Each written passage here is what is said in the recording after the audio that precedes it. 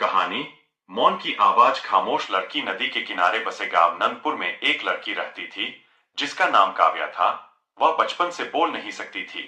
लोग उसे गूंगी कहकर बुलाते थे, लेकिन उसकी आंखें बहुत कुछ कहती थीं। काव्या के पिता मोहनलाल मछुआरे थे। माँ बचपन में ही गुजर चुकी थी। पिता चाहते थे कि बेटी पढ़ लिखकर कुछ बने, लेकिन गांव वाले कहते लड़की बोल नहीं सकती, पढ़कर क्या करेगी। स्कूल में काव्या को बहुत ताने सुनने पड़ते। बच्चे उसका मजाक उड़ाते, टीचर भी उसे कमजोर समझते।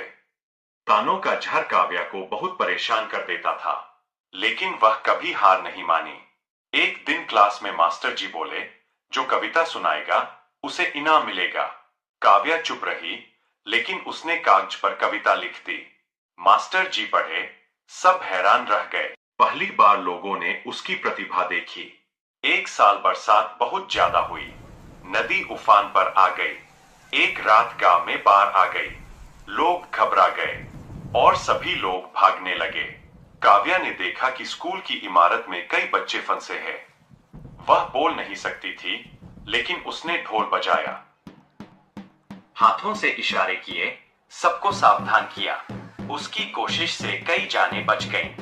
गांव वालों की सोच बदलने लगी।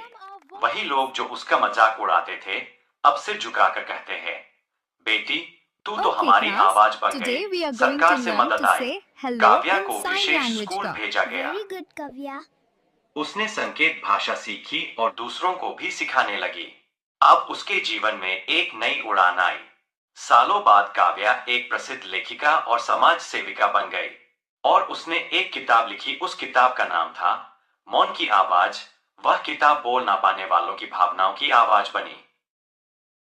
एक कार्यक्रम में मंच पर काव्या खड़ी थी। पीछे स्क्रीन पर लिखा था, not every voice needs words.